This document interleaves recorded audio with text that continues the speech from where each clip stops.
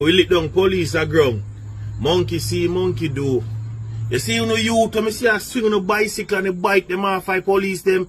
When the man them did not stop, a run joke with the man them life. Me hope any day when the man them pop off and slam up to a Me know why you know family member come a block no road. Me know why you nobody on social media say never have to shoot him. Me know why you Hindi come out your ball. The man fi shot one a because man them not stop I ride past and swing off a man. Just to get a little viral, the man them all kill one a before a year done. The man them all kill one a before a year done. On the spot news media, we got the latest news. We don't care about the views, we just representing right. Put local news internationally every night. On the spot, wave that Jamaican flag from left to right. Let's get it right, y'all know the type. We ain't dealing with the hype. We make it take flight.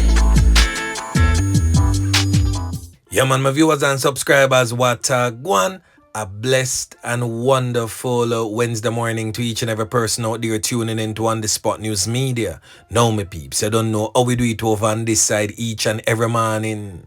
We have to give thanks and praise to the Most High Creator for the preservation of life, because life is indeed the greatest. So in the morning, my peeps, I have a few stories to share with you, the regular members of Chan Public and also members of the diaspora. So please like the video, share the video, watch the entire vlog so you can get a full understanding and a better appreciation of everything we are going in Jamaica. So watch this now, my peeps. We're going to kick it off with some international stories where 3 Jamaicans has run themselves foul of the law in the United States of America and has found themselves behind bars. Now, 3 individuals from Georgia has been charged in federal district court in Providence of Rhode Island for their alleged roles in a wide-ranging lottery and sweepstakes scam that, according to court documents, defrauded senior citizens in Rhode Island and several other states out of at least $1 million. Now, court documents allege that Patrick Dallas, age 36, and Stacey Robinson, age 28, both of Atlanta, Georgia, and their criminal accomplice, Owen Demoy Byfield, said to be 32 years of age, of coming in Georgia. It is said that they defrauded individuals through a bogus publishers clearinghouse or similar sweepstakes scam and laundered the proceedings through entities and bank accounts controlled by them. All 3 has since been charged with conspiracy to commit mail and wire fraud and conspiracy to commit money laundering. Now, when me hear cases like these, my peeps, I really have to sit down and ask myself if something can really go so. If people can actually be this gullible. Well, as detailed in court filings, it is alleged that the seniors were led to believe that they had won a significant sum of money. And oftentimes it is millions of US dollars. It is said that they were led to believe that they were randomly picked and won from the publisher's clearinghouse lottery or sweepstakes. The seniors were then sometimes advised, in order to collect their winnings, they were required to provide personal identifying information for prize verification purposes, and that they were also informed that they would have to pay upfront fees or taxes. Some of these victims were also directed to send money, gift cards, or high-value items such as Rolex watches and iPhones, purportedly to cover these fees, to various addresses controlled by the accused persons. Now, I want to listen to this particular case in point that was brought before the courts.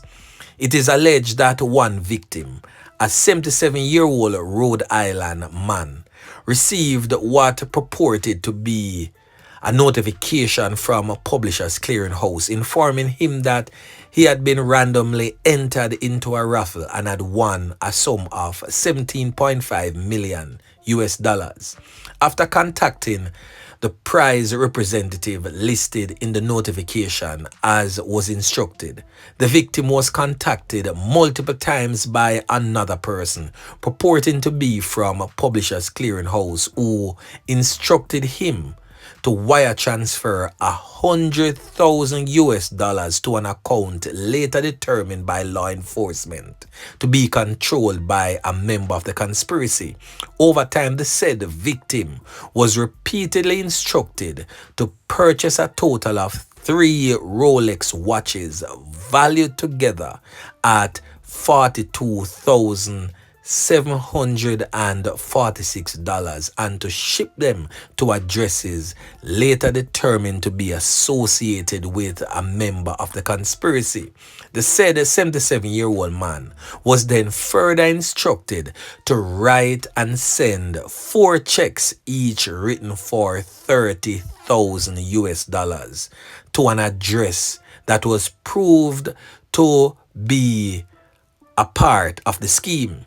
So it is said that when this 77-year-old gentleman attempted to send the checks, a FedEx employee advised him that he was likely being victimized by scammers and that he should contact the Warwick Police Department. The FedEx employee then refused to accept the mailing, and that is how everything crashed on the 3 Jamaicans and landed them behind bars. So On The Spot News Media will most definitely be keeping tabs on this one and see how this one turns out. Now back to local style. In yesterday morning's vlog and also yesterday evening's vlog, I made mention of the fatal knockings and clappings of this criminal element presently on your screen identified as Shamik Stevens. Now, the councillor for the Belfield division in Manchester, Mario Mitchell, says that his fatal knockings and clappings is from the Clarkstown district in Poros. He's stating that it could be linked to a rift among men in neighboring communities in his political constituents. So I basically stated all of that in yesterday's vlog, but just to reaffirm what I stated, we're going to hear from the councillor of the Belfield division in Manchester as he weighs in on this latest spate of violence affecting his political constituents. Listen. There is something brewing between the young men within the area from the various communities. I know that there was a first shooting up in Trinity, the other shooting on the young man weeks before in Clarkstown also, in Poros, from Clarkstown. So this is the second victim from Clarkstown. So what I'm picking up is that there seems to be a rift between the young men in various communities. For example, in Redberry and Trinity, for example, is where I'm told the rift is. The police haven't confirmed it, but what I'm hearing from the residents within Poros is that there's a rift going on between young men from various communities, Redberry and Trinity specifically.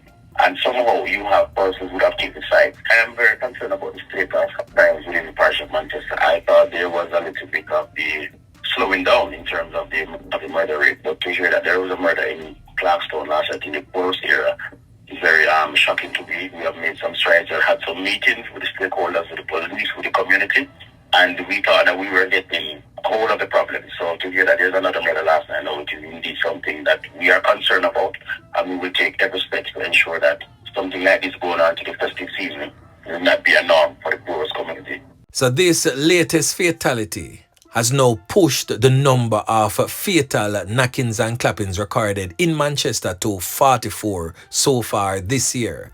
At this time last year, the number of fatal knockings and clappings stood at 38. So right now, my people, that is most definitely cause for concerns as it relates to persons living in and around these communities. Now, Prime Minister Andrew Holness has admitted that over the last 30 or so years, criminal gangs have infiltrated the country's premier crime fighting institution. He was referring to the Jamaica Constabulary Force. Prime Minister Andrew Holness made that startling admission whilst addressing graduates from the Force's Inspector Development course on Tuesday. It's one of the most striking admissions from a Prime Minister himself. The admission prompted the Prime Minister to call for a complete separation of the police from criminal elements. Prime Minister Andrew Holness also warned the members of the force that gangsters are a scourge on the communities. Now we're going to hear from Prime Minister Andrew Holness as he addressed the graduates from the Force Inspector Development course on Tuesday. Listen. Unfortunately, over the last 30 or 40 years, there has been the infiltration of the police force by criminal organizations, many of them parading in ways to suggest that they are, regular business people. We are friends. I go drink at his bar. We go have a talk. It must change in the JCF. We must, as the people who are protecting the country, separate ourselves in every way from the organized criminal gangs. It could be a school friend. You could have grown up with them in the community. Separate yourselves from them. They mean us no good. They have been the bane of our existence for the last 40 years. All of them who pretend that they are dons or dads or supporting communities and keeping treats and helping people. At nights they call up the daughter of the community member or call up the son and send him to go and rob. And we have been friendly with many of them. This batch of the new leadership of the JCF must make it a part of your doctrine.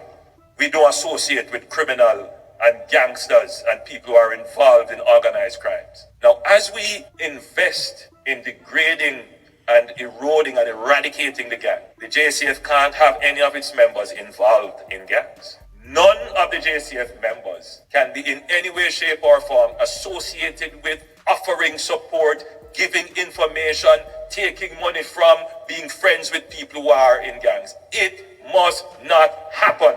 Now, Prime Minister Andrew Holness also spoke on the topic of body-worn cameras by the nation's security forces. Prime Minister Holness says it will take at least $1 billion Jamaican to fully incorporate the use of body-worn cameras by members of the country's security forces. He adds that the government is fully committed to the deployment of the devices. Mr. Holness also disclosed that the government is presently procuring additional cameras at a cost of more than 200 million Jamaican dollars. So last week, Minister of National Security, that's Dr. ARR3STED, brushed aside the call from the Independent Commission of Investigations, INDECOM, for the full implementation of body-worn cameras by the security forces, stating that it is of very little value.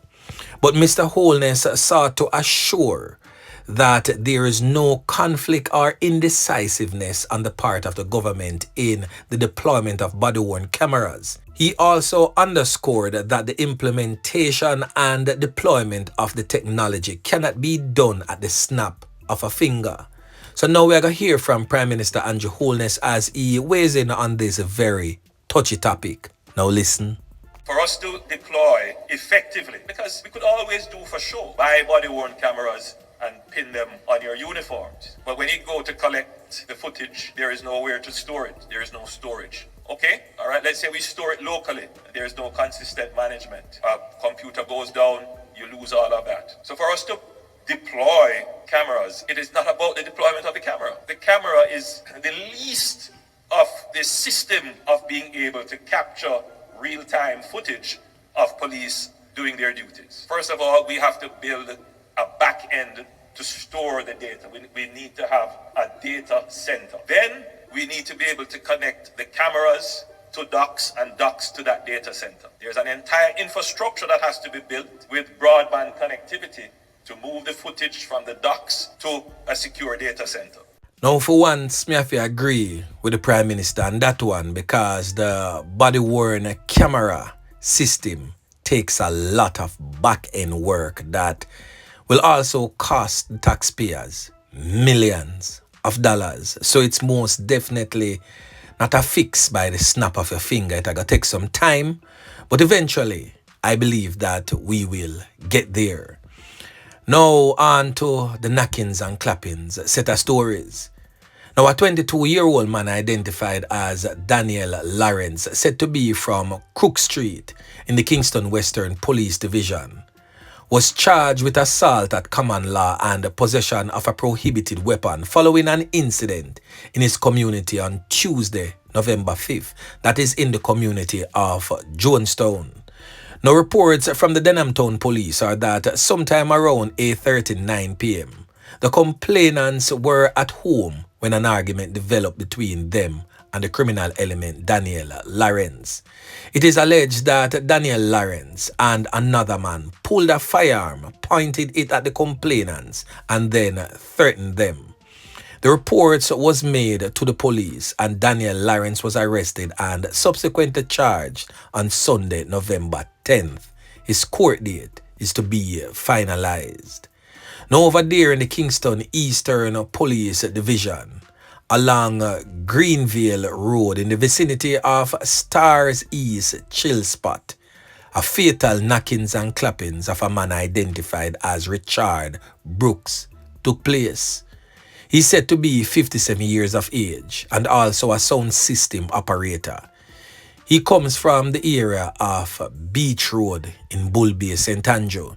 He was taken out in a hail of bullets by armed criminal elements. The body of the now deceased Richard Brooks was seen laying on the ground after explosions were heard. Detectives attached to the Elliston Road Police CIB is investigating that fatal knockings and clappings. Now over there in the St. Catherine South Police Division in Greater Portmore, Brayton, right at Reedspendeso, the fatal knockings and clappings of a female took place sometime around 9 p.m. last night. She has since been identified as Karlene Miller, said to be a bar operator. She was taken out in a hail of bullets by armed criminal elements whilst another man was conned up and seriously injured. Detectives attached to the Portmore CIB is presently investigating that fatal knockings and clappings. Now over there in Clarendon in Four Parts, right at Yorktown, the police clap with a man. He has since been identified as Miguel Crawford, 26 years old. Now the thing about that particular police fatal knockings and clappings is that Miguel Crawford is said to be a man of unsound mind. He is mentally challenged. Now we are in a day and age where we need to step away from calling police to deal with mentally challenged persons, as members of the Jamaica Constabulary Force and members of the Jamaica Defence Force is not trained to deal with mentally challenged individuals.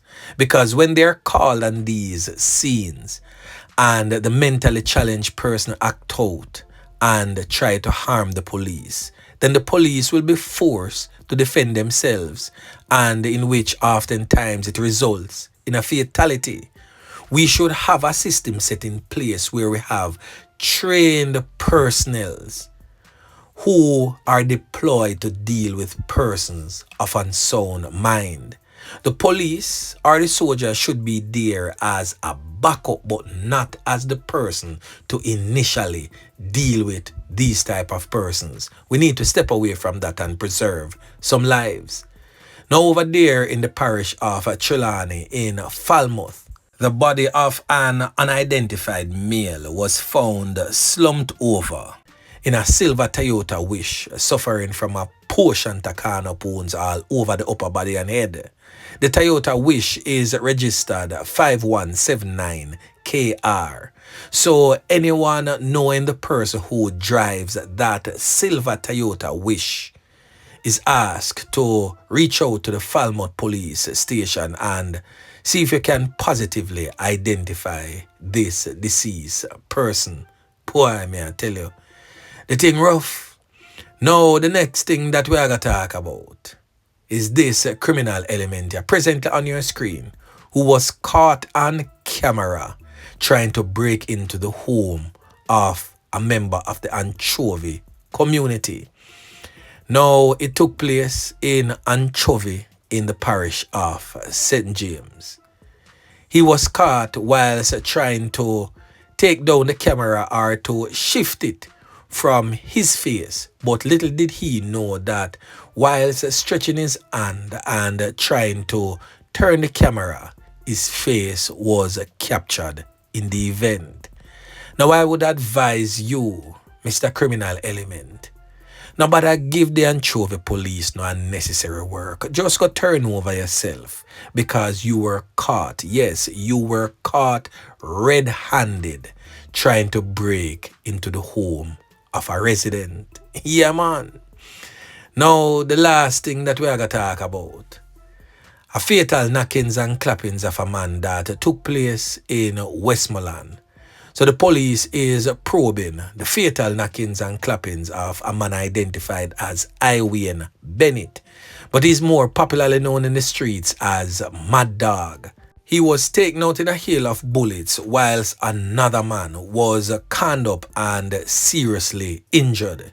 It took place at a bar in Petersfield on Sunday night.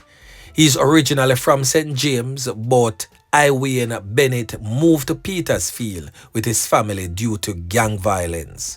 So reports state that Bennett, that is Iwayne Bennett, and two others was playing poker machine when a criminal element entered and opened gunfire and then fled. It is said that Iwayne Bennett was later found lifeless in a nearby swamp. It is said that the other man that was conned up and seriously injured remains hospitalized. Now we're going to hear from the Custos of Westmoreland, who calls for unity after that particular fatal shooting. Now listen. There is cause again for concern, and it signals to us that there is still work to be done.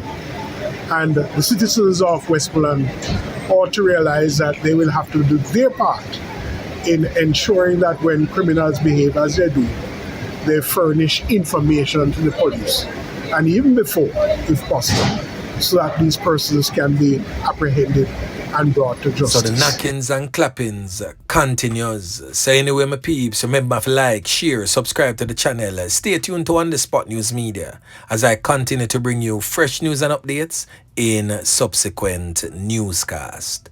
On The Spot News Media. Yeah, man.